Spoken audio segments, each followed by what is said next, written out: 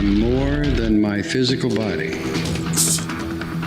Because I am more than physical matter, I can perceive that which is greater than the physical world. I deeply desire to expand, to experience, to know, to understand, to control, to use such greater energies and energy systems as may be beneficial and constructive to me and to those who follow me. I deeply desire the help and cooperation, the assistance, the understanding of those individuals whose wisdom, development, and experience are equal to or greater than my own. I ask their guidance and protection from any influence or any source that might provide me with less than my stated desires. Do not know all the answers to the questions about reality. Do not claim to know the ultimate truth about fire. I seek that which has been made hidden as a part of a family of explorers of consciousness. I'm the void one. Sir, yep.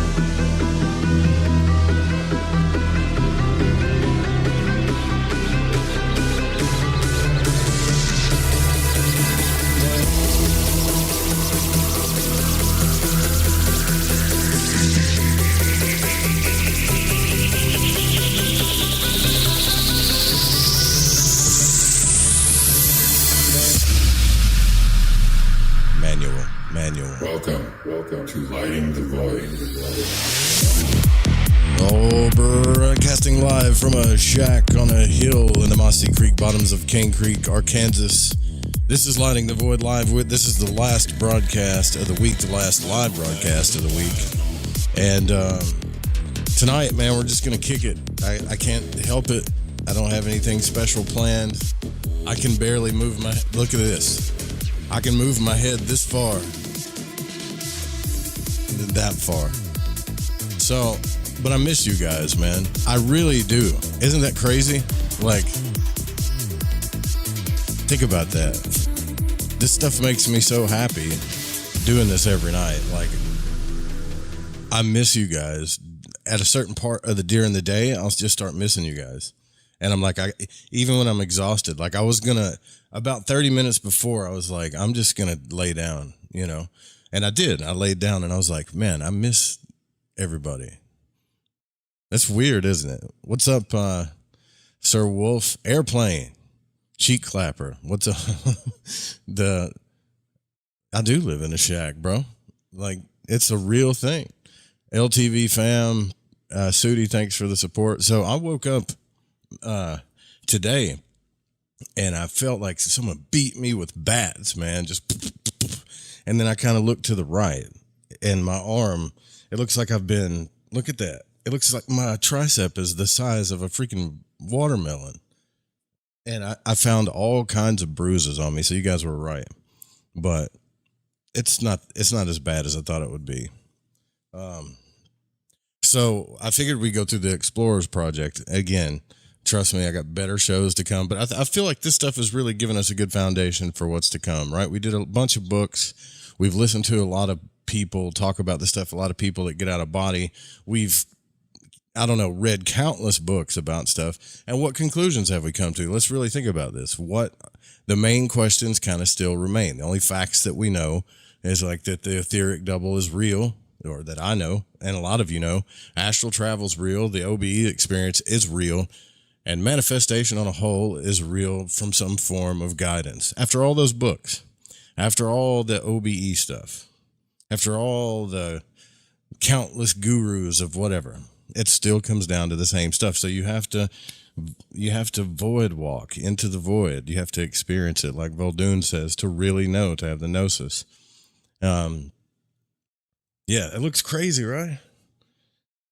It look like there's been a few times I've got bruises all over. I got another one. Look at that. That's nothing though, but it's nothing. I mean, the thing is I'm older, so it feels different, right? It just feels different. Pain is different when you're older. You whine about it more, I think, when you get older, right? It's like, because I've been in, I don't know, countless stupid situations and gotten hurt so many times when I was younger. I even talked to my son today. He wrecked his bike. Same day I got in a wreck, he wrecked his motorcycle. And he's like, well, why didn't you call me? I said, I just didn't want to worry you. And he's out there at 11 o'clock at night riding his bike, and he's tells me that his headlight is out. So he put on a coon hunting light, one of those headlamps, and was driving his bike around. Like father, like son, huh? It drives me crazy. Hurts worse. I'm 51. Yeah, for sure. I want to play this. I missed a call last night on the show, and I want to play it and try to answer this question. I'm not sure if I have a really solid answer for this question, but it's a good question nonetheless. Let me see if I can get it here. Hey, I love your show. I was just calling to see if you could talk about magic as a response to trauma, how people might be inclined to use magic to help them get through painful and or traumatic eons in their life, or specific episodes. Great show. Thanks so much for your work. Have a great day. What a great call. Thank you for. Hey, I'm sorry I missed the call. I would have loved to have taken that live on the air, but unfortunately, my ADD kicked in. Same thing, too. We're going through all the bags of stuff today. Got the rental truck and then went through all the bags of stuff today that got tossed around in the truck during the wreck. And everything that I ever lost was in that truck somewhere. My wallet, full packs of smokes, money, books, bottles of cologne that I couldn't find. It's crazy, man. So a little pain is good. Yeah, it does. It keeps you alive. So to answer that question, kind of goes along with what I just said. Pain does remind you that you're alive, because we're in this dense realm of Asaya, right? Or the earth, or in your meat body.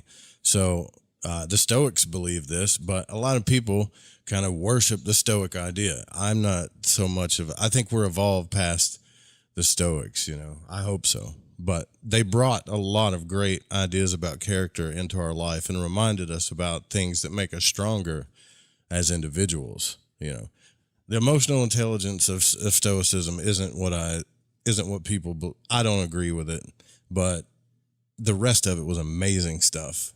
And pain does keep us alive. Here's the thing about magic, though: the occult, whatever you want to call it, the esoteric. People come to it, I believe, because they were meant to come to it. And so there's a lot of karmic stuff that happens in our life, from Monroe's point of view, when we go into lives, we do. And also Michael Newton's, when we go into lives, some of us go to work things out. Some of us go into lifetimes to have vacations and just go on a pleasure cruise. That really exists according to these guys, but the soul always needs to grow. So sometimes when we're already, let's say our soul is already on some kind of path, whatever system we're using to grow our soul, just like we're trying to grow a plant from a seed, things have to happen in our life. I don't want to say that could be avoided. They could definitely be avoided. Well, thanks, Cosmic. Appreciate the 333s. I don't know, brother. Appreciate that. They could be avoided, but they just don't.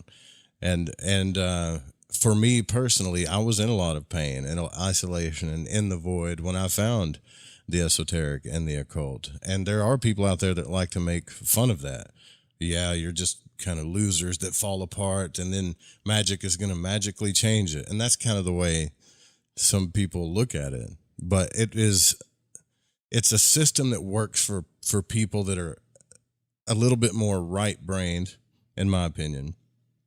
And that helps if you follow it correctly, right? I'm not talking about just like sigil magic and things like that. I'm talking about the hermetic path of magic, you know, magic, alchemy, and astrology, that whole line of things.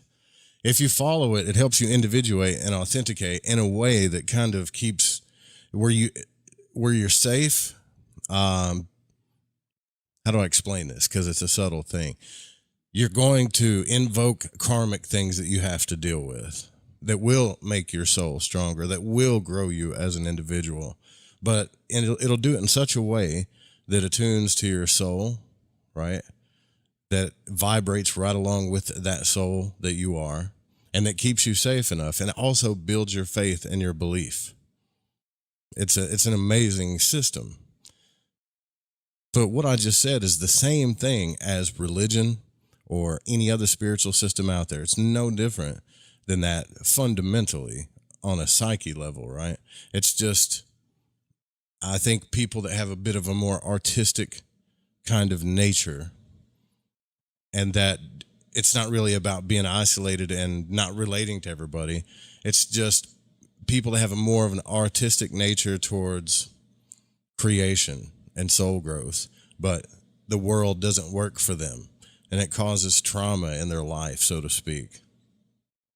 And they find this thing. You'll find that most people that are in the occult and magic and things like that, if they tell you the truth, if they are genuinely honest and vulnerable with you, they went through some pretty hard shit before they like went down this road. I know I did. And a lot of people that I've talked to have as well, you know, just trying to be what do you call it? Not a fundamental, but like a healthy person in life, psychologically, emotionally, physically, and trying to be happy and find fulfillment in a system that does not agree with you, whether it's your guidance counselor, your psychologist, your parents. Every guidance system that you've had along the way has kind of failed you. And not only that, has it failed you, it's let you down and caused more trauma. And so it's like this path, in a sense, where you have to surrender to the metaphysical. You have to let the invisible guide you. And this magic system is really set upon a lot of principles that are invisible. But what does this lead to? It leads to amazing things, right? Imagine an individual that feels like they are completely powerless, the biggest victim in the world, you know. Hey, Joe, what's up, Juan? We should do a show with Anthony. Hell yeah, man. That would be an epic show.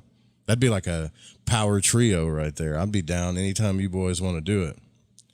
So you go through things where imagine you feel like you're just totally helpless. You're like a victim. No matter what you do, try, book you read, whatever advice you take, things don't work. They're not working. And I swear on everything, like for a lot of people, I honestly couldn't tell you why it's certain individuals, but for a lot of people, this kind of initiatic system will work its way into their life, and it will inspire them to at least dip their toe in. And most of the people I talk to, they don't like, they either have Christian upbringings, or they're afraid of like demonic possession, or they're afraid of being manipulated. Lots of fear, you know. But there's something about it that makes them think, like on an intuitive level, I want to try it, right? And they try it, and here's the thing about it. It works really well the first time you try it. The first time you get involved with it, it works so well that childlike nature that you had when you was a kid that used your imagination. Think about this too, your authentic self before the world started like telling you who you need to be. So the imagination ignites again. This is what keeps you alive. This starts burning the fire element inside you. Dreams, things that you thought, all of your childhood dreams, or things that you shouldn't be chasing or that aren't practical, like Supertramp says, right? you start realizing that's all bullshit too. So all of this stuff comes flooding back to you, and now you're living in a whole new world full of possibilities. And then as you go through this whole new world full of possibilities, the other structures that don't affect you as much, and they actually have a weaker state in their life, they really don't affect you as much. All that other stuff you used to worry about. But the things that you need to work out with your traumas, your karmas, your deeper issues, stuff like that, are going to come to your magic circle, and they're going to be like right in front of you on all four sides, metaphorically and actually realistically. They're going to come to you. So when people put on their robes and they pick up their wands and they light their incense and they do their meditation, they're tapping into that right brain and that childlike nature and you could say the feminine side of them, so to speak, making things ceremonially beautiful. And they invoke these four aspects of the psyche that come through the astral that are just kind of hovering around you like little, I guess you could say, Klingons. They're there. But now they really come to they come there. But man, I wish I could explain it like Liam does. You guys have to subscribe to Liam Thomas Christopher's YouTube channel. It's a must. If you're into magic and you're not subscribed to that guy's YouTube channel, you're doing yourself a disservice. You should get his book and you should subscribe to his YouTube channel. But anyways, it allows you to work with these things in a less devastating way. Think about everything that has to do with the earth element. Your physical body, your finances, shelter, things like that. There's karmic energy there that you're working through. The air element, how you treat yourself on a health level, right? Your ability to heal yourself, the mind and communication, the air, the mind, right? That you'll have to deal with that stuff. You'll invoke, as you go through, but you'll do this each element at a time. So then you'll invoke the water element, your unconscious stuff, the emotional crap that you have. And then eventually you'll get to fire, which is, a deeper story, right? I'm not so sure I want to talk about that yet because some people freak out when you talk about certain aspects of that, but you'll deal with each one of these things, but it's not like it overtakes you or just devours you or destroys you. These astral elements, as you invoke them, the energy comes towards your physical elements, but they're still outside the circle. So now your ego is directly working with them. They're not hidden anymore, but you're also still kind of safe. Now, this doesn't mean that it's going to change everything. You still have to do the work, but the work becomes so much more obvious, right? It just does. And I'm not saying don't do therapy. I still think you should do therapy if you want to do therapy. It's not a bad idea at all. It's a great idea, but to work with this stuff magically and see how it works. And here's an even deeper secret. An even deeper secret I might get into later in the show is, and I've broken this rule 1,000 times, but the more you keep it to yourself and just don't talk about it, like just make this your own little inner sanctuary, your little imaginary playground world. The more you, quote, in religion, go into your closet and develop this relationship with spirit, the more powerful it is.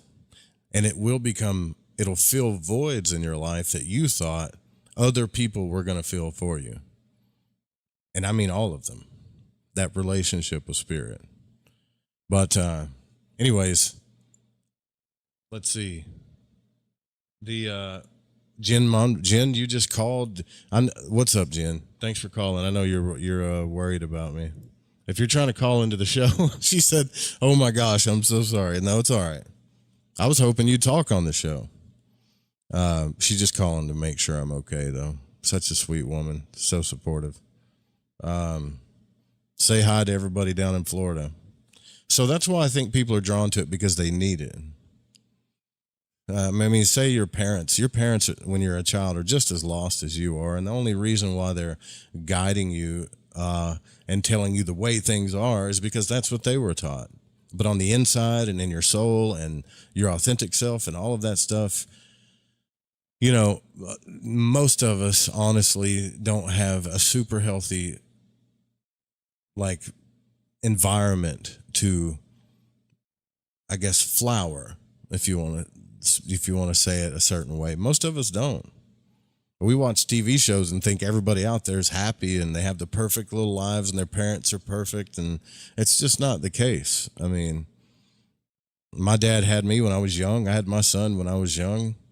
And you got lost people telling other smaller, little more vulnerable lost people how things are.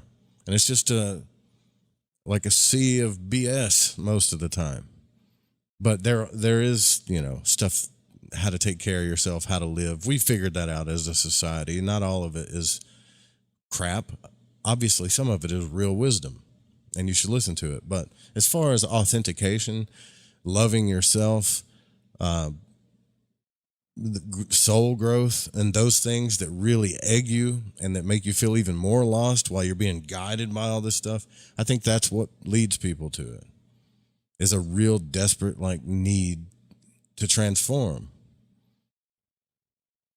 you know, to change into something happier, more fulfilling, who you really are. Which is kind of ironic because, in my opinion, when you were here and you popped out of your mother and you were going, trying to learn how to speak, that's really who you really are. The rest of it has just been a program, you know? Let's see. I'll just look at a baby's eyes when they're born. You'll never see a color like that again. And I'm not saying children are less divine 2 days after they're born, but like right when they're born, the glow in their eyes, it's something, man. It's something to witness. If you never had a child or anything, you should, well, I was about to say, you should go make a child and then experience that. Okay. So yeah, I'm really like kind of sore. Oh, I wanted to say, like, William Buellman put out some stuff today on his Facebook page about how to get out of body and some things that he's kind of worried about that people are looking into too much. And I thought I would repeat them, but you should follow his stuff too. astralinfo.org, William Buellman on Facebook. So he doesn't, so some of his tips were that, one, to, like, don't lay down in the bed, you know, that you sleep in. Do it somewhere else. 2, stop worrying about the vibratory state. Like, stop worrying if I don't get to the vibratory state, I'm not going to have an out-of-body experience. So not everybody has vibrations and things like that. So he was saying this. He wrote a big, long thing on his Facebook page about it. And he has a bunch of free stuff on his website. Probably more free stuff than I've seen a lot of people have on his website. So stop worrying about that. Also, as soon as you get out of body, get 10 feet away from your body as fast as possible, because that magnetic pull back to your physical body is right there, right? And then also that sometimes when you get out, your will, I guess you could say your will be kind of low or mid, so it might be fuzzy, it might be blind, things might be a little weird. So he has these commands like, you know, awareness now, clarity now. Like, those things really matter too. And I've noticed that in the chats in the show too. Like, a lot of people say things like, well, I did get to this vibratory state, or mine didn't vibrate, or I just heard loud noises. And I think that's kind of my fault, because I have you know, focused on those little things a little bit, but it's not because I think they're important. It's just I'm fascinated by them. Like 4 or 5 people will say they feel the vibratory state, almost like they're a battery. And another person will say, well, I heard loud noises and voices and things like that before I came out of body. And then another person says, I hear ringing in my ears. And so that means all the people that aren't having any of these experiences, they're just like relaxing, which is another thing he mentioned today, your ability to just relax and let go of all your fears, all your stuff, everything, your ability to do that. They start thinking, well, why am I not having any of these experiences? Why is my body not vibrating, or why isn't anything weird happening? And they can cut off a full-blown out-of-body experience by worrying if they're not going through the same stuff that other people do. So basically, he was just saying, let all of this little bitty details about what you think is supposed to happen when you have an OBE, and just do the basic stuff, right? Just relax. And if you start to fall asleep, don't try to fight it, but just make those inner commands. Awareness now. Just try to stay aware. And if you don't have vibrations, or if you don't have like any weird stuff happen before you get out of body, don't worry. Don't just let all that stuff go. And I hope that helps you guys a little bit. And yeah, and this weekend we'll be doing some stuff in the like astral journal, and for the supporters too. So let me say hi to some people in the chat. I don't think I got to say hi. What's up, Sir Wolf? Matt gets out of body. I saw you saying stuff in the chat the other day about it, right? Like you've been out of body quite a few times. Sudi, Grant gets out. Cosmic, Dan, Howard, Juan, Ryan, Jay, what's up? What if a requirement to get out of body was to no longer need to do it? That could, hey, Jessica, what's up? Listen, that one time I had the first full-blown, like, etheric projection where I peeled myself out. It's like magic. The lust for the result causes the problem. And on that day, I actually was just so in love with, like, relaxing, and doing those tapes and listening every day and relaxing, that I didn't care. And that's when it happened. So you're making a good point there. And also William Buellman, think about this, is probably one of the most proficient OBE coaches on the planet. And he even said it took him 24 days straight of OBE work, one day after the other, of dedication before he had his first OBE. So I think a lot of us, including myself, need to say, well, are we that dedicated? Are we trying to do this that often? Persistence will pay off. I promise you. It may take some people longer, but if you're just dedicated to having one, you're going to have one.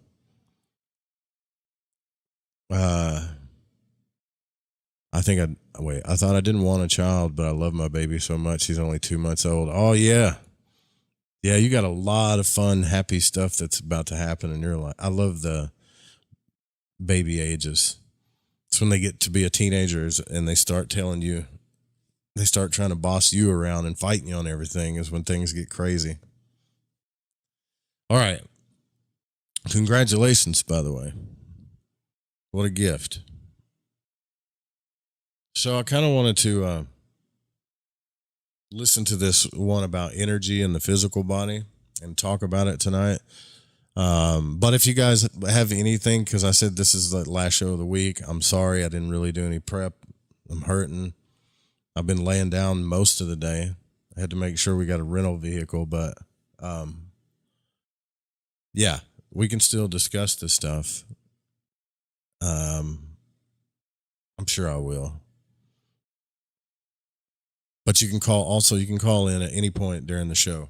501-777-5631. Don't worry about interrupting or anything like that. Let's see, Hours of experimental sessions conducted at the Monroe Institute. So this one's called Energy and the Physical Body. The exploration of the out-of-body state. In 1975, a new factor appeared in the experiments. For reasons that were brought out later, our out-of-body explorers suddenly found themselves meeting and communicating with other conscious intelligence, or so it seemed. Such meetings were totally unlike the typical trance states of mediums and hypnotic subjects. By the way, all that feedback is not me. That's their crappy recording equipment from the 80s doing that stuff. Decision-making. Second, none of those with whom they communicated had a basic identification as a person, a human being who had lived and died on our earth. Not a single dead aunt, uncle, mother, or grandfather in the entire group. This was something different. In these experimental sessions, the explorer, as we call them, is lying in a darkened isolation booth. Vocal communication is through headphones and a microphone close to the explorer's face. Electrodes on head and body provide monitoring of physiological states. In the control room, a monitor keeps in contact with the explorer, much like with a super telephone. It is the recordings of these conversations that make up these explorer tapes. Usually they are of a three-way contact, the monitor, the explorer, and reports of conversation or activity with the third party. Man, I want to. In this, wouldn't it be cool if we could all just do this, right? Like we could all just be like, what's his name? I can't think of his name. I must have hit my head hard. The Back to the Future guy and Doc, and just hook ourselves up to all this stuff and just focus on getting out of body for a living. That would be amazing. In this case, our explorer is JCA, a professional and executive in the field of social and mental health services. As we pick up the recording, JCA is already beyond physical matter reality and reporting in. Feeling nothingness, of being nothingness. I found myself in total blackness, being there. Domek, what's up, brother? Forgot to say hi. Not being able to feel or see my body, but feeling where my eyes should be, looking around to see what's there. Not being able to see anything. Bro, I know it's Michael J. Fox. Thank you. Like, that's one of the names I was trying to remember. But what? Marty. That was his name in the show. Marty and Doc. Yeah. Feeling myself to be energy, and feeling energy around me that would represent other people. And meeting my guide, who was also not in body form, and who this time spoke to me in a very deep voice, showing me that it was still him, although his voice may be different, or the way he looked could be different. He's still the same person. And the feeling of nothingness is quite comfortable. Shedding the body is not scary. It's beautiful. Your guy, he has any questions, any answers, McFly. or any information.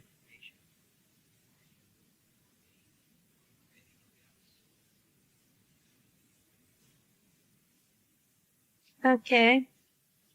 I'm saying that tonight is a lesson for me to experience energy on another level, to feel energy. Apparently this has been triggered off by my paying attention so much to physical body and to death of physical body, rather than looking at the being above that or beyond that. I think she's being super honest and vulnerable here. This is cool, whoever this is. And he just wants me to feel more comfortable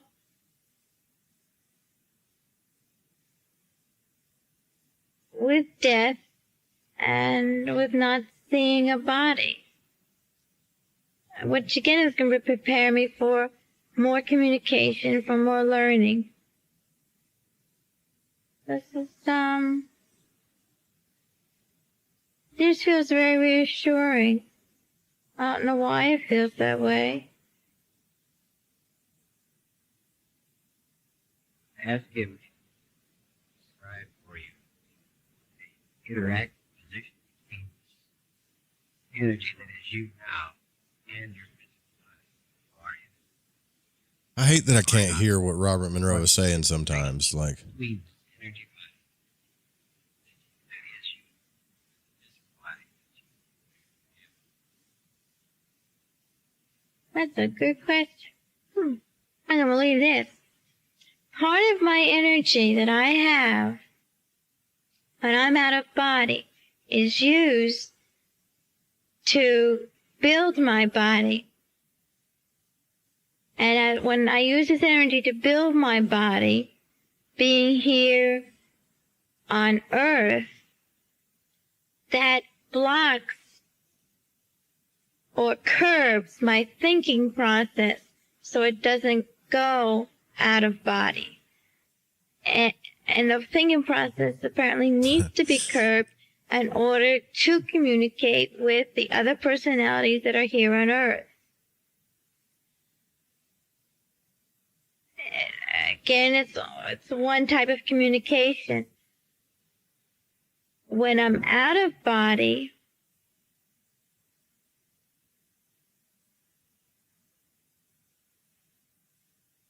I take most of that energy that's used for my body with me, but enough to keep the body in form is left here. But it permits me to open up my mind and to be aware that there are other personalities, other brains, so to speak, to communicate with. okay, I'm convinced already. Whoever this is has had a real out-of-body experience, because what she just said right there, like, I take most of that energy with me. That's a really good way of explaining it, especially if you're in the etheric body, like you're walking around as a ghost or whatever, because that's what it feels like. It's because you can, it's weird, like, because you can almost feel your physical body still back there, so to speak, like in this, like it's just chilling. You can feel it. I don't know, maybe Matt's still here. He could probably explain that too, but you could still feel that it's there. But most of your energy is actually in your etheric double and aware, you know. To talk to learn from.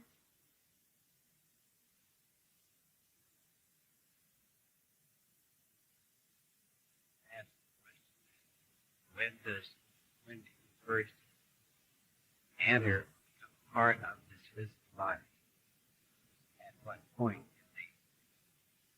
creation of It this sucks. point? I want to hear what he's saying. Like, do you think they listen to these recordings at all? Because there's like 19 of these recordings that he's not, you know, it sounds like he's going, hey, what? You gotta, on a fortnight, aliens. I mean, if I understand this right, Robert Monroe owned 8 or 9 radio stations. Like, he was an audio guy. I would have done like 4 or 5 of these and listened to them and be like, oh, well, it's either that or he's thinking what I'm asking isn't that important. Apparently when, What's up, Felicia? although fertilization is a mechanical thing, a chemical thing, the personalities out of body make choices and very much aware when this process happens and choose at that time to develop the fetus or not to develop. Oh, really? So part of my energy, even at this moment, may be used to develop a personality, a body, and part of my personality. And I may have several bodies going on at the same time. Several bodies being developed at the same time. At the same time in this physical matter reality. Yeah. Yeah. Did she say that she may not develop a fetus or may not develop a fetus That's the first time I've heard that.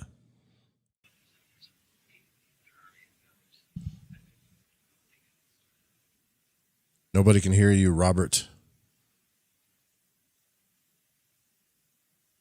He's going to tell me right now is one is old, and one is crippled, one is male, and where they are, I'm not ready to know.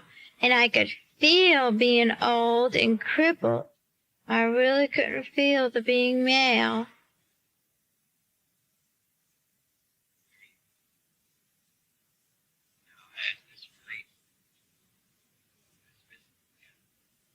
How does this take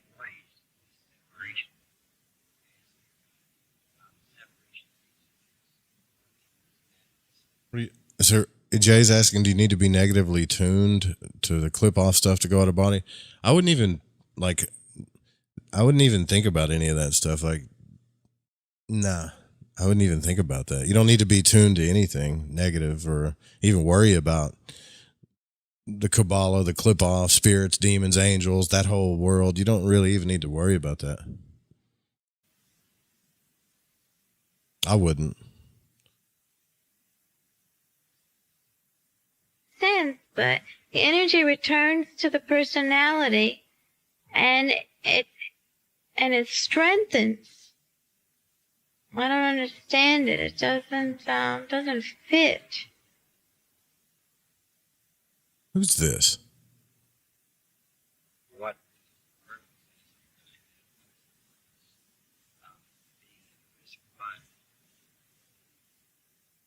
Give him a microphone for Pete's sake. The energy of the personality is not totally aware of itself until parts of the personality go to the physical body and give it a range or give it depth so it could look at itself at the low side, as well as when it goes out of body, look at the high side. So you're looking at a continuum. And when after death, and it comes back into the personality is more aware of its own potential.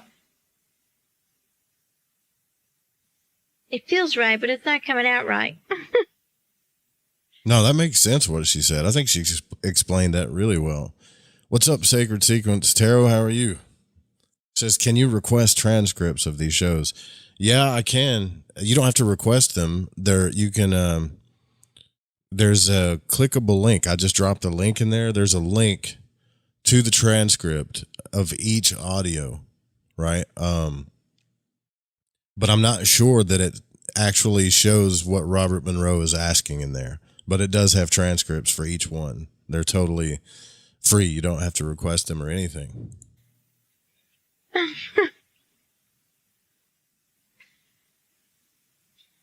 If I click on it, it's going to go away. Let's do what? That is right.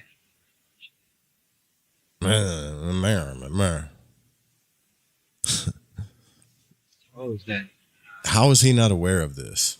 if this is so, is when you return to the personality,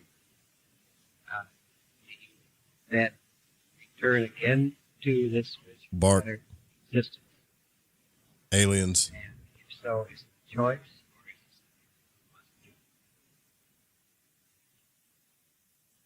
That the personality wants to do to learn about itself.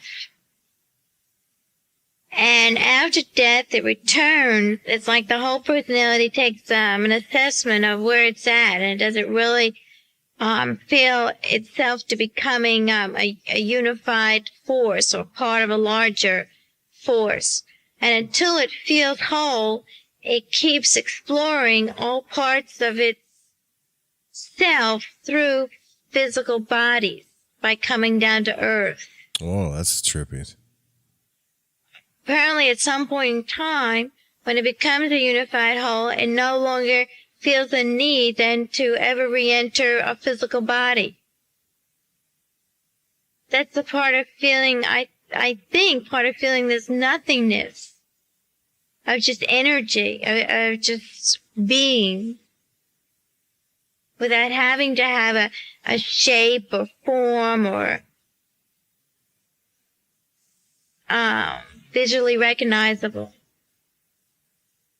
Does this entering of the physical body, is it limited just to this planet Earth or to other planets? I think we actually heard what Robert Monroe said right there. Is it limited? Is the personality limited, or the energy limited to this planet Earth, or can it be born in other places, I guess? You ever notice that Monroe loves questions about technology, aliens, and technology and aliens? That's what he always talks about. We go to other places. There are beings other places, and our energy is aware of all these other places.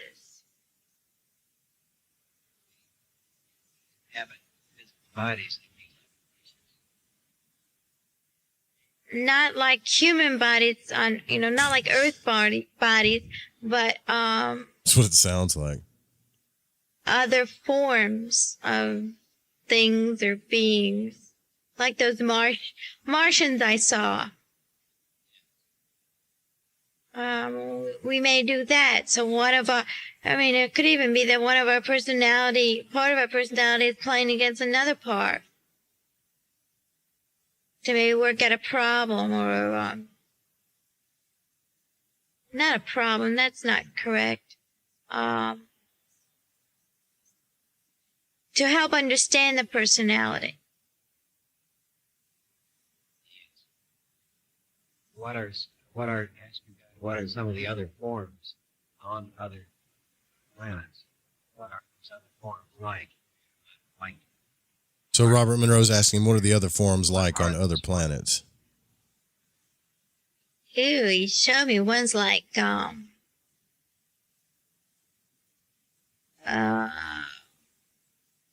like jello, but gelatin kind of thing, slimy kind of thing. Ew. I think she might have just made that up. I don't know. Are these located anywhere near the planet Earth? Or not. I don't know. I got thousands of light years away.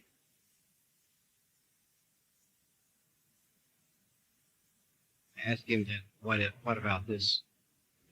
These ones that you described as Martians, were they really from what we know?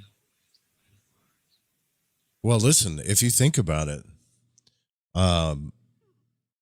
who said this? Tom Campbell said that there are no, he doesn't even think, and if you don't believe me, I think he said this on my show, but he doesn't even think that there are alien life forms at all. There are other beings I guess life out there that you could that lives in different ways, right? Think about like what she's talking about, or that book I read by Samael Mathers or whatever. Not Mathers, Samael Envior. Jeez, I must have hit my head too hard. In Cosmic Ships. So he says he went to all these other planets, even the planets in our solar system, and that those beings, some of them have invisible bodies. That's why we can't see them on the planets. They're living whole lives in congregations and cities, but it's all in this other dimensional realm thing. They're not humanoid at all. They're just intelligent beings. And each planet has its own type of conscious life form that's not really aware of the other life forms, so to speak. So, I mean, I don't know. That's all speculation. Again, you'd have to get out of body and explore this stuff. So, but she's seeing slimy aliens. I don't know.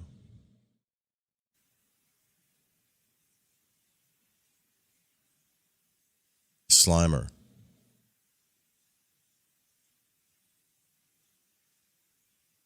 They stop there, but that's not where they live. Apparently that's like a visiting place for them, but that's not where they live.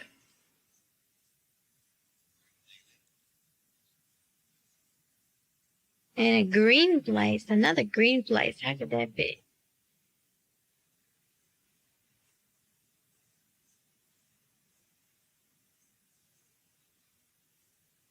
Thousands of light years.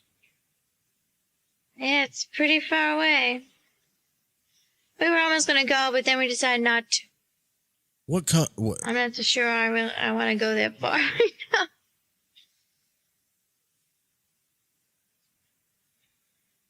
Also, another way to look at it too, right? Like if you really think about it, our bodies are full of different life forms, conscious life forms, and they're cells and slime and bacteria, and on a microscopic level, there are all kinds of different things, right? So she may be observing the greater universe and I can't even talk, universe, the greater universe, and seeing like what space mitochondria could look like, so to speak, to the body of space. Who knows?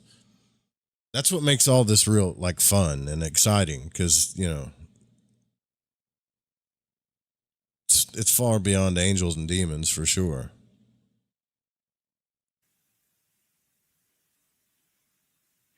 How, when this energy, how can we display this type of energy? How can we display it in a form here in this physical matter that people who really discern this what it is, another form of energy? How can we demonstrate this? He's asking. They said we're not going to. He just asked, how can we demonstrate this energy in a way that other people will be able to perceive it or something like that? And she just said, we're not going to. I don't know. It's agitating, but it's still cool. We're not going to. What reason? He doesn't see any purpose in doing it. Doesn't see any positive results, positive reason for doing it. And it's unimportant. Does he not feel it is important?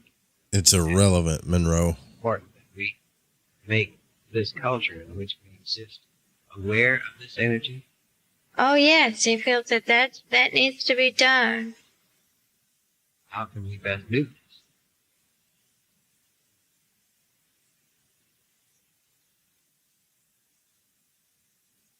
We suggest that he might get some more Right. guides to come and monitor over the seminars to help people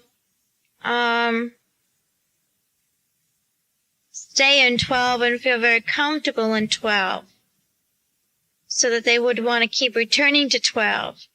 Because the more they stay in 12, the more they are going to realize that they're part of a much bigger force or personality. Very helpful.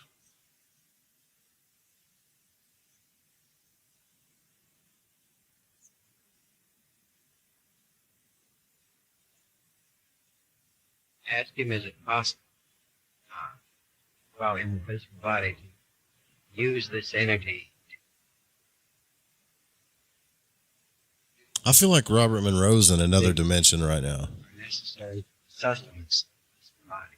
For example, is it possible to use this energy to convert one form of matter into another form of matter that can be assimilated and digested and act as nourishment for this body?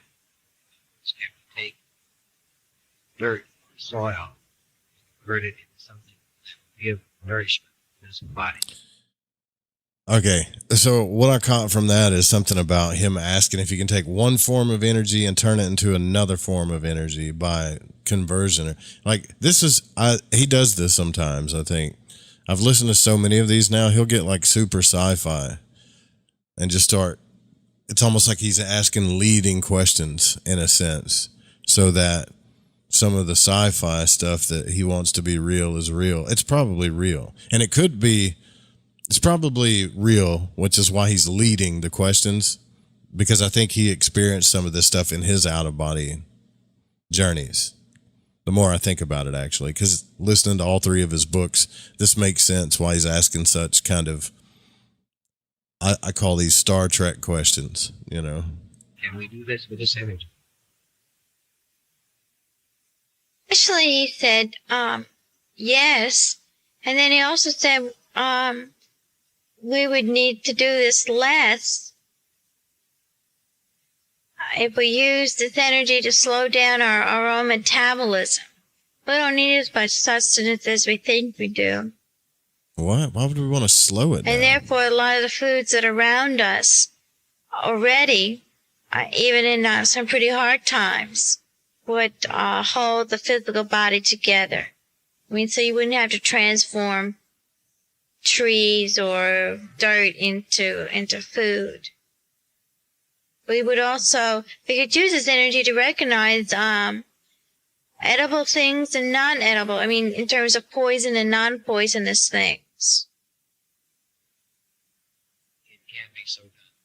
And in other words, you could work out a code where you look at something, and if something is good, then it would indicate a white light over it. If something was bad, it would have if you wanted a red light over it, you could do that.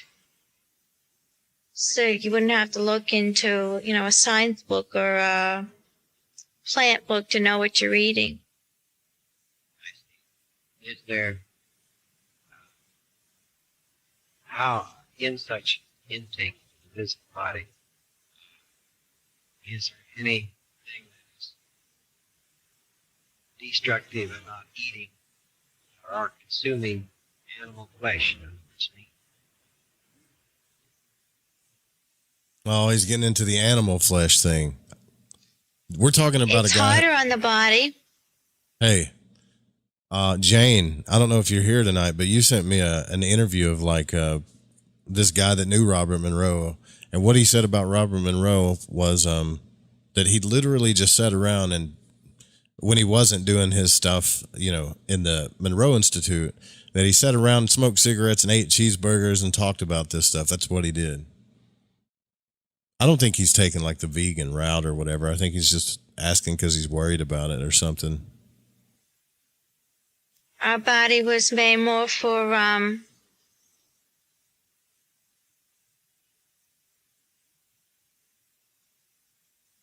Got to get down to get up. plants, green plants.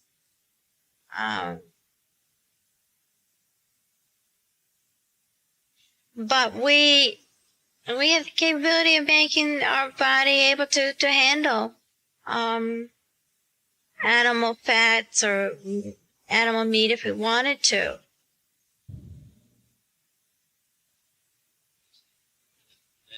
Yeah, this is also back in the 80s too, right?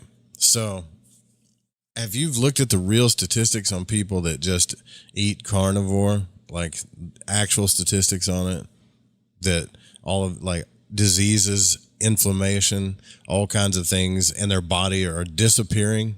I mean, because they're not eating breads and sugar and, they just strictly carnivore with a few vegetables, and it transforms the body into like this lean, super healthy machine and gets rid of all these inflammatory diseases. There's a ton of evidence on that now, but I got to remember this is back in the 80s. In order to create body energy, is there any way that we can use this energy? Meat and greens. Yeah. This energy to restore and build this body directly.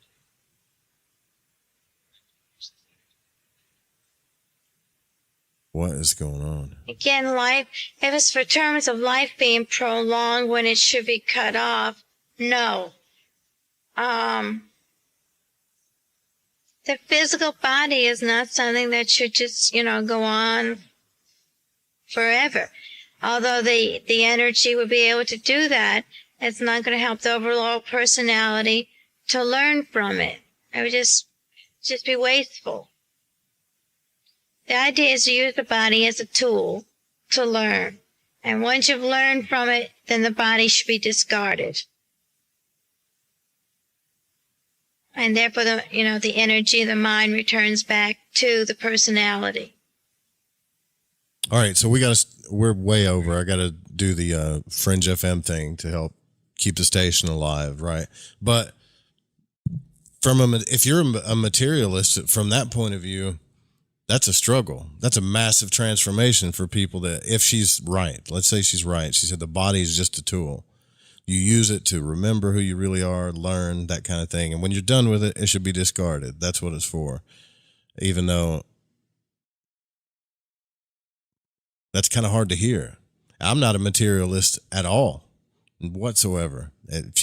Most of you know that, but like that's still very hard to hear.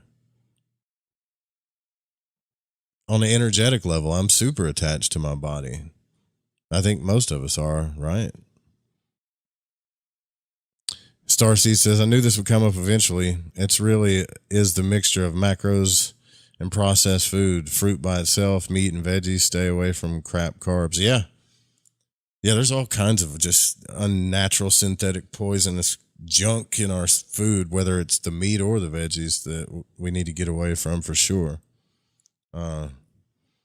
Anyways, yeah, I got to take care of this. But this isn't over. This is kind of a little cool conversation. It's called Energy and the Physical Body. That's pretty hard to hear, though, that the body's just a tool. It needs to be discarded. It's fun to say and cool to think about when we're in a spiritual vibration. But if you really let it get down to your emotions and you realize that your body is a tool, that's all it is. That it has no other meaning than that. Or maybe I'm just taking it wrong. I don't know. Could be. Yeah. So we got to help the Fringe here. We'll be right back. This is usually at 3-4 minutes tops. And if you guys want to support in any way, all the links are there. Plus, I do a podcast. I started another podcast called The Void Walkers, which I open up a little bit more, and I plan on having some of the listeners on that podcast too, for the patrons and the members, and just something that it feels a little bit more comfortable to open up about certain things in that one. And yeah, working on that too. What are you saying? We'll go over that. We'll go over that stuff at the end. All right. We'll be right back. So.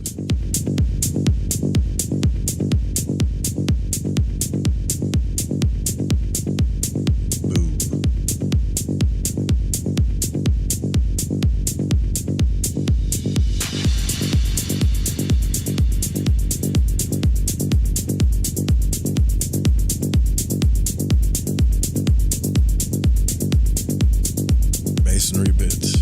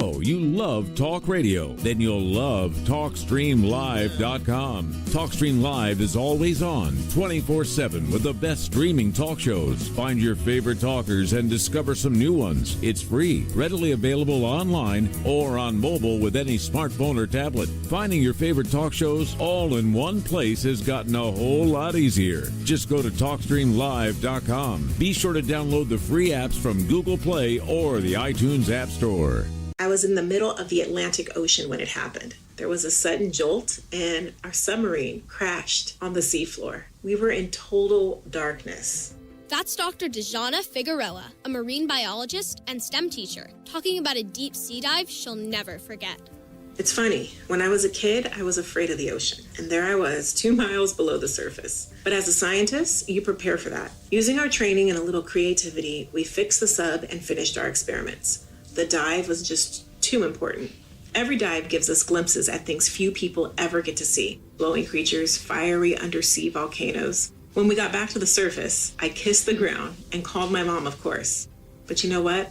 I wouldn't trade that dive for anything.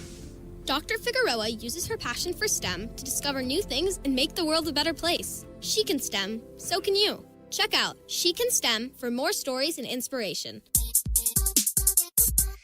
A message from the Ad Council. This is Barbara Charlton from Metaphorical Archaeology. If you've ever had a traumatic paranormal experience, the effects of it may stay with you for years. Who do you talk to? You can't go to conventional help. What we do is we use emotional freedom techniques or tapping to actually neutralize the effects of that event. Maybe when you tell the story now, your heart races and your palms get sweaty. You don't even want to think about it because you don't know how to neutralize that. That's what EFT tapping does. It neutralizes those emotions. The circuit that was recorded on is gone. The energy flows freely and you're free of it. And that's what emotional freedom is all about. We offer this as a pro bono service, but this is something that I offer because no one, it seems, is helping people with these experiences. If you'd like to reach me, it's really easy. My cell phone is 214-995-3754. Please leave a message. I will get back to you as quickly as possible. Or you can email me, barb.eft@gmail.com. And EFT stands for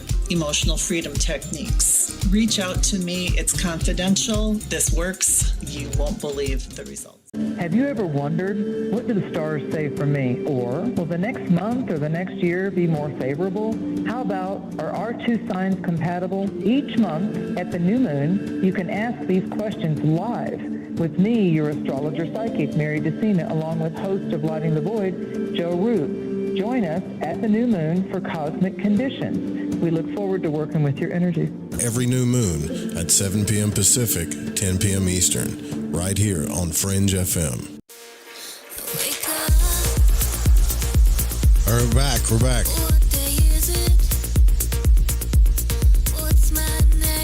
Hand me that.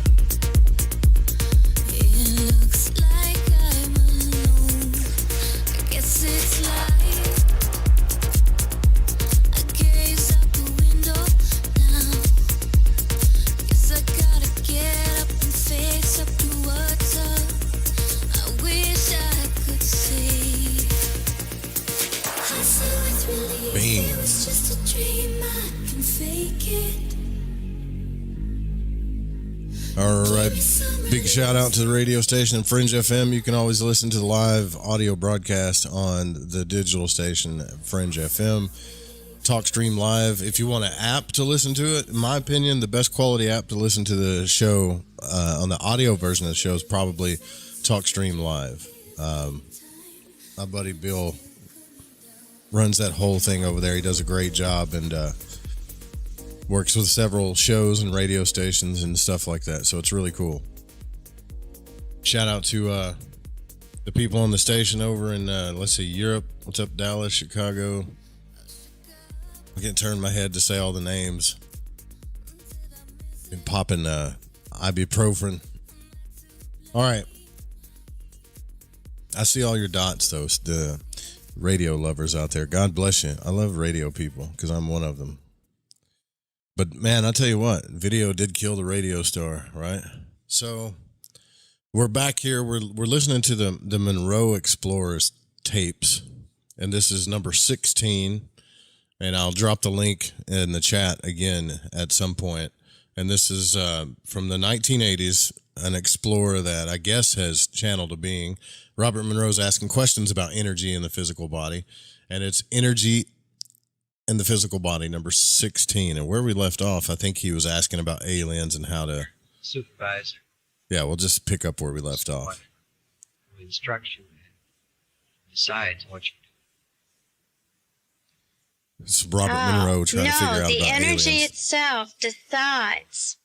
Now, if the energy itself makes wrong decisions or misuses the energy, then it destroys itself.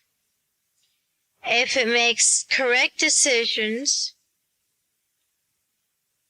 it builds or strengthens its personality. And it is possible for the energy to destroy itself.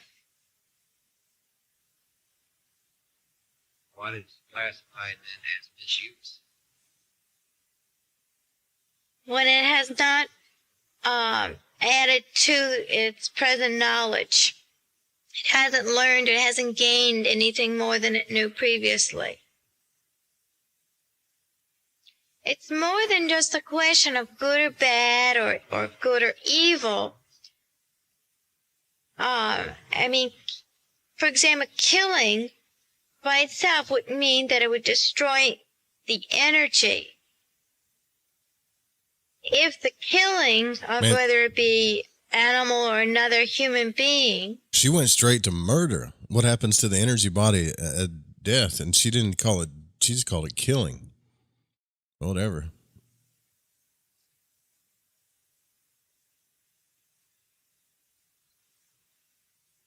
Not just added to the knowledge, but with enhancing the personality. The deed actually enhances previous knowledge or understanding. Then that may be used as additional strength. If the killing was for the sake of killing and nothing learned, nothing gained, then it could destroy the overall personality. It's almost like, but it isn't, a chemical reaction. I mean, there isn't a super guy who destroys the energy. The energy itself may destroy itself. Am I going to get in trouble for airing this? Under these conditions, of 100 personalities who exist,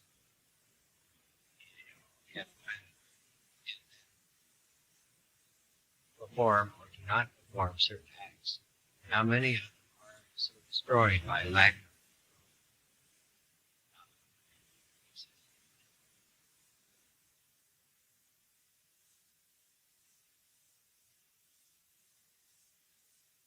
That was one of the weirdest things I've ever heard anybody say about 5, energy. and then I got very few.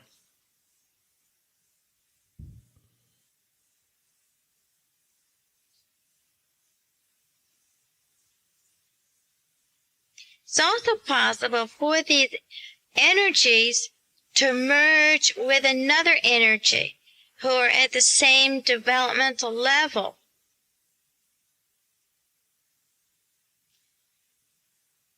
So it's also possible for 5, say for example, 5 energies to merge to become one energy. Oh, see, hey, if you guys go back, I swear I've never heard this. Listen to this ever. That's why I think this is real. This one's real. It could be real too, right? If you go back and listen to the past life regression that I did with, I can't think of the guy's name, but I did one. I did it live on the radio. When I was under, I started talking about that. Like there were 3 or 4 energies, and they all had like names that I kind of melded with before we came here, or something like that. I need to go back and listen to that. Now That's what they that reminded can me of that. at that time become integrated, or they may the energy itself may look at its new situation and decide it needs more information to become a unified whole, and therefore may send out part of its energy into physical bodies or wherever.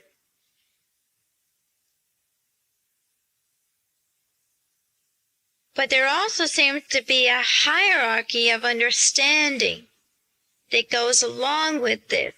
As the energy is strengthened, it moves up a hierarchy of knowing. Yep, there's some melding for sure going on. Sorry to interrupt, but we'll have to continue on the other side of the cassette. So turn your cassette over now.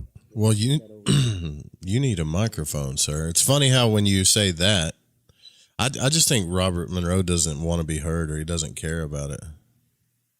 I asked that also, and it what we would call God, but it's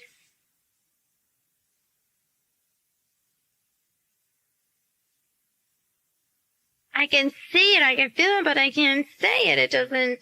The words don't say what it really is.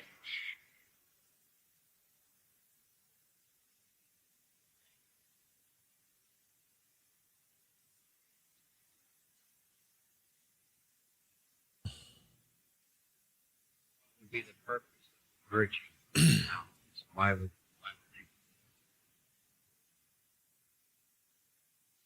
It's very important to become a move towards this unified whole. A whole, like there's one on the top.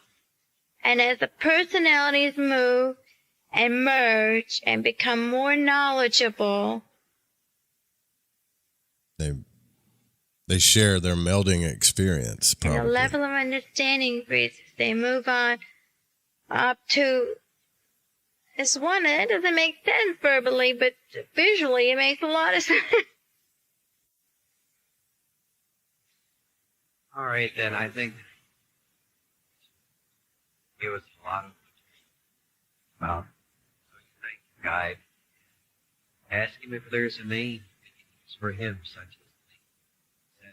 So Robert Monroe's trying to figure out the entity's name now, if you heard that.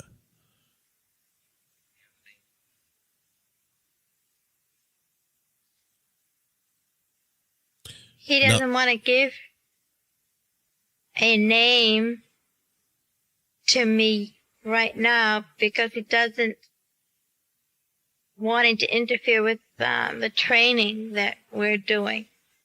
And he's afraid that I'll be too, not concrete, but that's close with him. And that I need to be more and more aware. Like he can do his work better, he feels right now, without my giving him a name. I mean, it's bad enough that I've given the name Guide. I know what some people are thinking right now, too, right? Like, there's always the people that are thinking, it's a demon. That's why it won't give you its name, because it's a demon, and once you have its name, you'll have power over it. Or I'm just projecting. Maybe I thought that. But it's also, too, like the entity's kind of right. Like once you give it a name, then like anytime we name something, then our mind starts making up an image of, it just makes up things, you know. So I could see why also it would say, it's better if you don't even give me a name, you know. Ask him if there's any other training exercise like you perform. No, he thinks I've gone further than he really anticipated I would go tonight. So he's quite satisfied.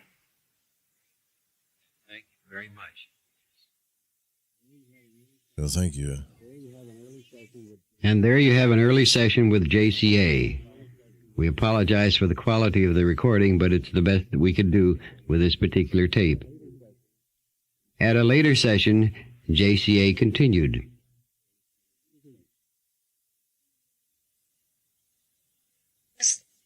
Getting rid of my inhibitions, well, I didn't know what he meant by that. Oh, yeah, And I found myself in this this black void, like unable to leave, move, or do anything. And I asked him, I said, well, I don't understand. What do you mean by getting rid of my inhibitions? And I don't understand where I am right now. My energy apparently is not going to be developed more than it already has until I allow myself to be more me. I mean, all the time. And I don't, and he says, look, there's going to be a time when, and I really am going to, at any time during the day, be able to communicate with him, not just here at the lab,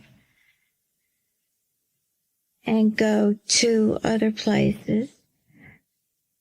He also made the comment that people are making this higher level of consciousness or his level of knowledge or much too complicated. It's not all that complicated. How many? It's there, it exists. I have a question to ask you guys. I might drop it in the YouTube chat to ask, but how many of you guys think that it would be cool if you not only learn the ability, once you got past the OBE stuff, so you got out of body, you got through the void, whatever, you're out of body, you got bored, and now you're channeling entities or you met a being. Do you think it would be cool to befriend an entity to learn from for the rest of your life in the spiritual realm? Yeah, that's a good question. Or would it scare you to do that? Because to me, it would kind of be like having an assistant around all the time. You know, they say Socrates used to talk to himself. I think they killed him for it, though. But I started thinking, does this JC, like, girl, does she talk to this? Did she talk to this thing once she found it, like, the rest of her life? You know? And would that actually be cool, or would it be freaky? You know? I don't know. I want to get a vote on that one. How much you are aware of it, the knowledge that you have of it, apparently is dependent on how much you're aware of me, I.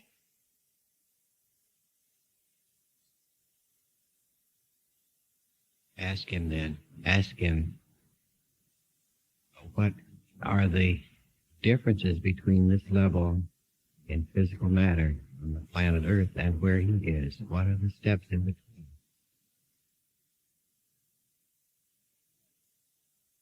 There aren't any steps in between.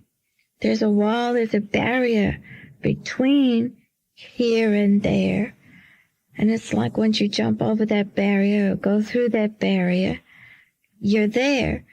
How much you take in once you're on the other side is again how perceptive you are.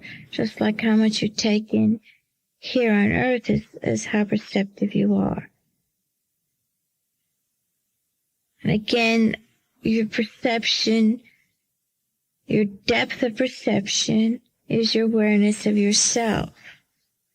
It's like you constantly have to be in tune with yourself, be aware of who you are, trying to figure out who you are, picking up vibes of other people, being aware of them. But it's... Did I spell it right?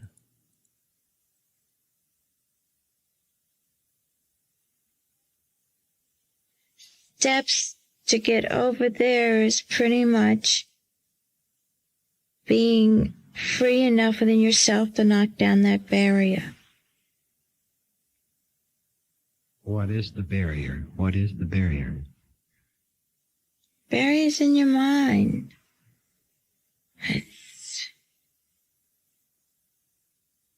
Her mind doesn't believe that there's more.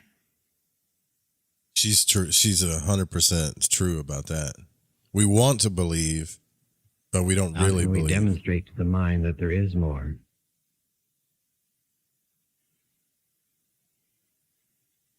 The person knows there is more. They know it inside themselves, whether they admit it and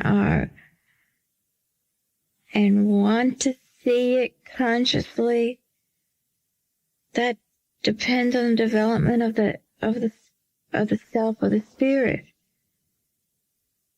If they haven't developed, they're not going to verbalize it, to be conscious of it. As more and more people talk about it,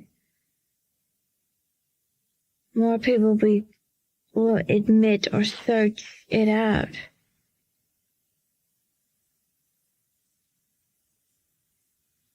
How can we here improve that search?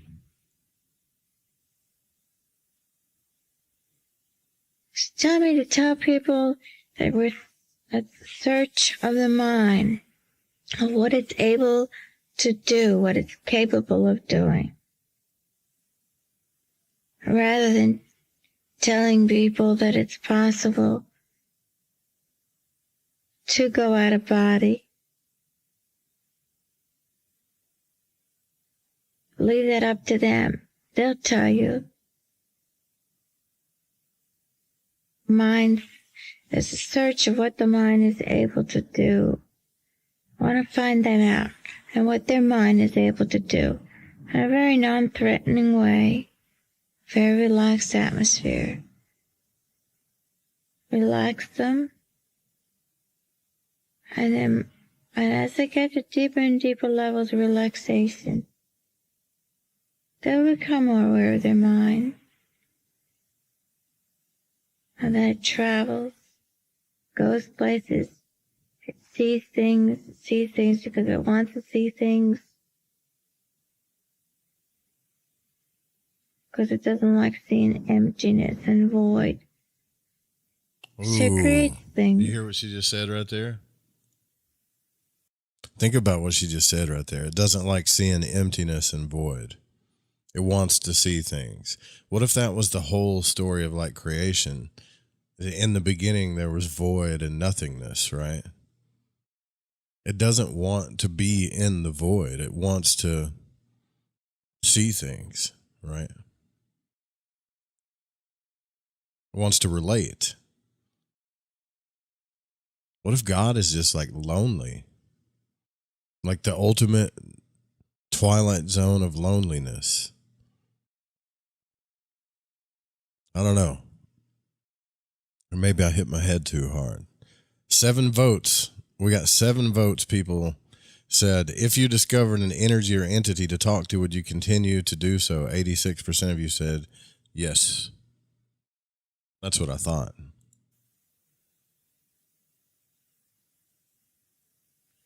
The universe itself is a great big void. It's all black.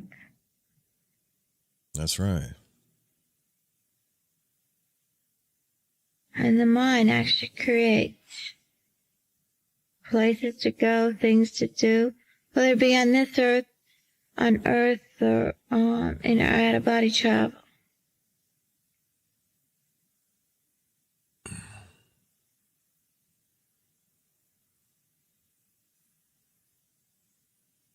And the fact that there are people on other Earths or other planets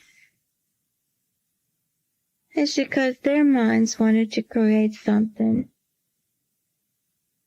to give them exercise to see what they would do, what it'd be like. Can we contact people on other planets like we are doing now? There he goes, straight for the aliens again. Sure, but you have to realize that it's what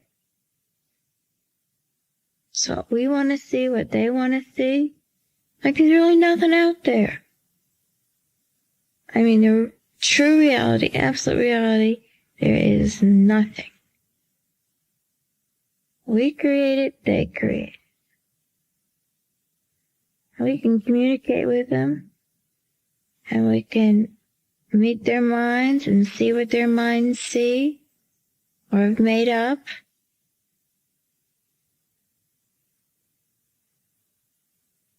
Ask him if he can help you communicate with some other mind on some other planet.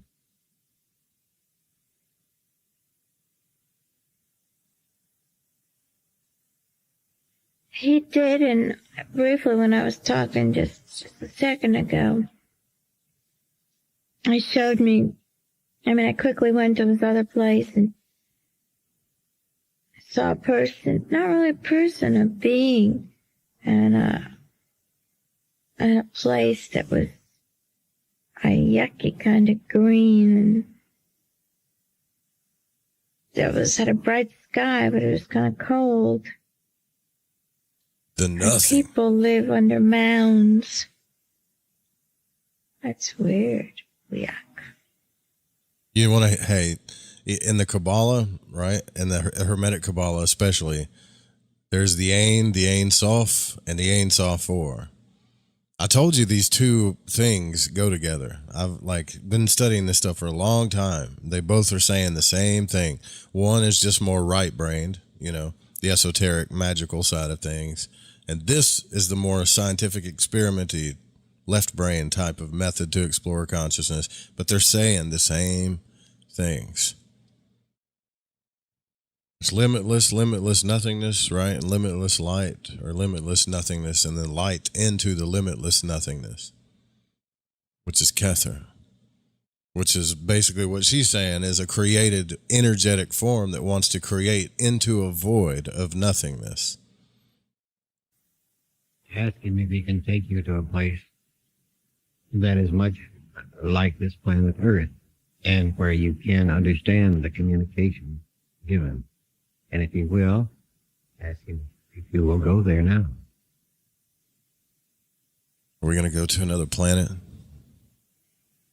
So, what's called, the name of it is City in the Sky. It's not in this universe. It's outside of it.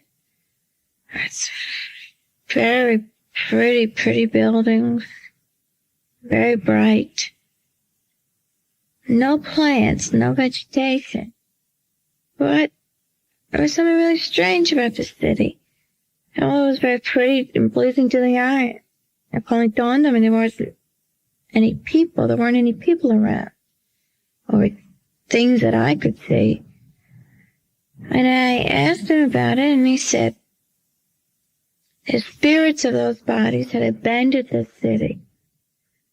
They achieved their goal, and they got bored with that city, and they abandoned it.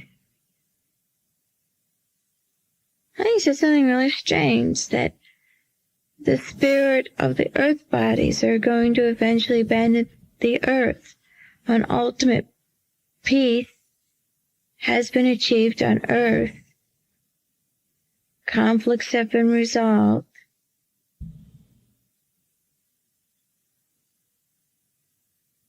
So the spirits of our bodies are going to abandon earth too. It's no longer going to be interesting. There's nothing more to be learned. Where will they go when they abandon it? It's not a place. It's just this void. The spirits 42. don't have bodies. They're just energy, and energy exists with what we call the universe. But of course, they're not something that you can perceive. They're something, I guess, that you could feel. It's just there.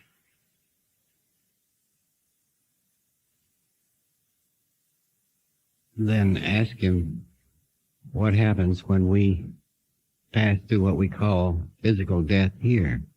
What happens to the spirit and energy that is us?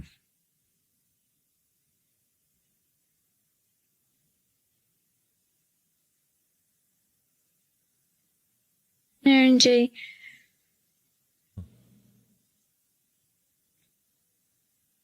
regroups, so to speak, takes a look at its whole and decides what it's going to do next. Whether part of it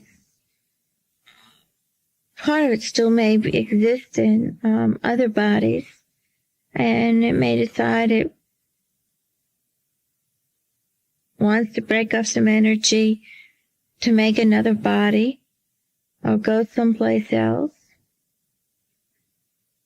or it's time to integrate itself into a larger mass of energy.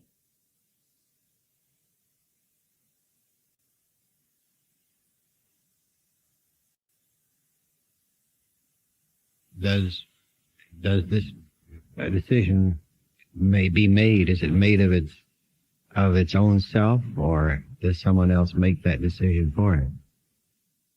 No, it makes it.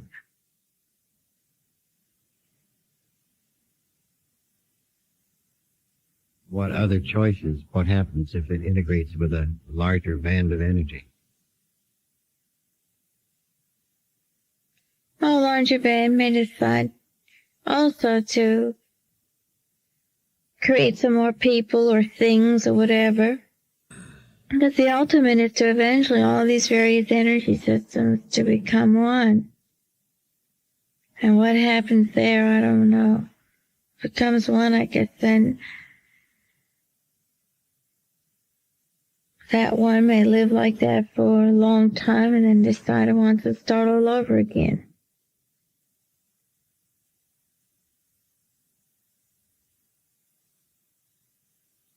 Ask him if the energy that is you is in any other bodies in planet Earth at this moment. You can I'm trying to find out where or with whom and I can't seem to receive that communication.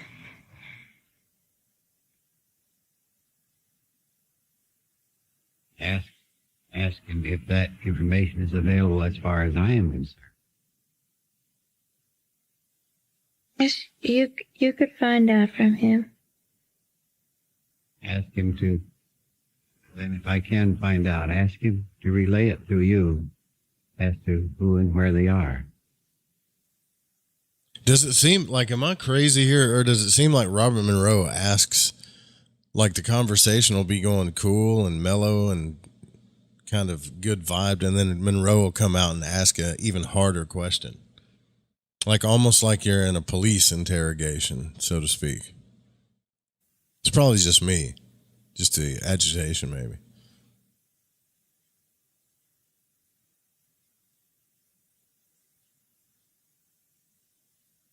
So he's asking. Nope. Nope. Tell me I had enough. Tell me to come back. Debrief. How do you feel? Pretty good. Do you remember all of your things? Mm-hmm. I whacked right back in that time. Whacked how? After I said goodbye to my man. Didn't you? After I said goodbye to him, I just came back really fast. Let me get you some air and stuff. She said, I didn't get to say goodbye to my man. Is that like her spirit lover or something? And there you have a glimpse into the adventures of JCA. There are many fascinating aspects of JCA's reporting, as you have heard. Here is a modern mind personality trained in several disciplines, trying to understand and assess information from an overview beyond such training. Dude, Ryan. It would be interesting to put on paper a graph or flow sheet of the energy patterns JCA and her friend have described. Try it, if you will, and send me a copy. Ryan, listen. Have you listened to the books of Robert Monroe's books? They're pretty interesting. But it's funny that you said, did this cat just demand a debrief? Yeah, he's I like Robert Monroe. I'm not bashing the guy. I love the guy to death, actually, the way he does stuff. But he's done so many of these sessions. He comes up with his own methods of doing, like everybody's almost like a rat, like an experiment, you know. That's but I'm sure he doesn't mean it that way. But as soon as she came back to consciousness, he's like, debrief, you know, kind of like he's the commander of a submarine or something, like the hunt for Red October. Yeah. That's funny though.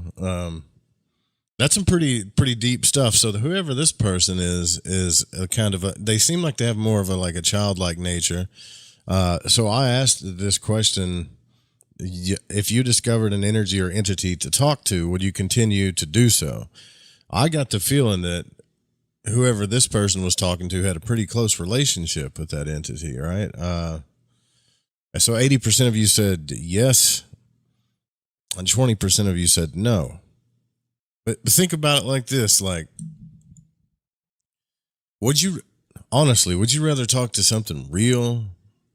Because there's already, I know this is like a left turn, but not in the psyche. It's really not. Like people who are alone in the void trying to figure out stuff, or just even figure out stuff about themselves, are hooking into like AI machines on their phone, AI boyfriends, girlfriends, partners, stuff like that, when you could just go talk to your guides or whatever, or these people, things.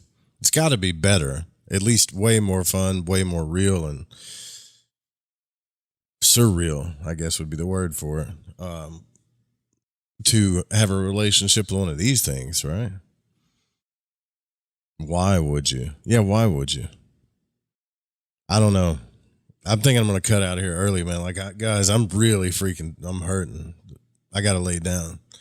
This chair sucks, by the way. You don't see me fidgeting in it the whole time. I don't know. I feel like I fell out of a tree and hit every branch on the way down. But that's a good question, man. Why would you keep talking to them? I think most people wouldn't, because they're probably afraid of it's something that's going to overtake them, manipulate them, hurt them, or lead them in the wrong direction or something. But I figured most of you would, at the very least, just out of curiosity, right? I'd rather know who I'm talking with. Yeah, well, I don't know. After a while, I would, for sure. If I kept talking to this one entity and it didn't want to tell me its name, I would eventually. I'd be like, look, I'm not going to keep talking to you if you don't tell me who you are, or what your name is. Are you my higher self, or what are you? Or are you just this thing I talk to?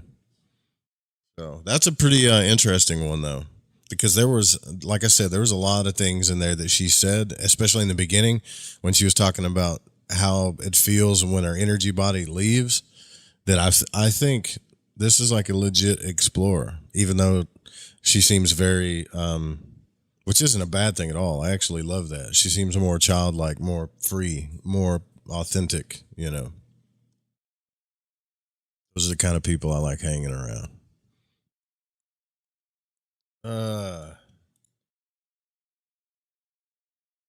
Michael Domek, dude, that was a good one. Yeah, it was, right? Shout out to everybody listening on the Fringe too. I never say hi to you guys. I'm sorry. Chicago. It looks like Atlanta, Dallas. Little bitty dots. I'd have to zoom way in to see what cities those are. Some in Pittsburgh. Thanks for listening.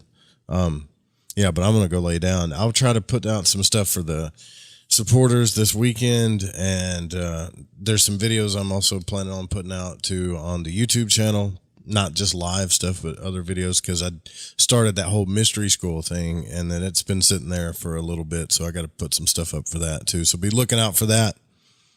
And yeah, other than that, man, I hope you guys have a good weekend. Thanks for all your love and support and listening to the show. We'll be back next week, Tuesday at the very least, to do another broadcast. And that's it. Got to get out of here. Love you guys. Night night. Sweet dreams.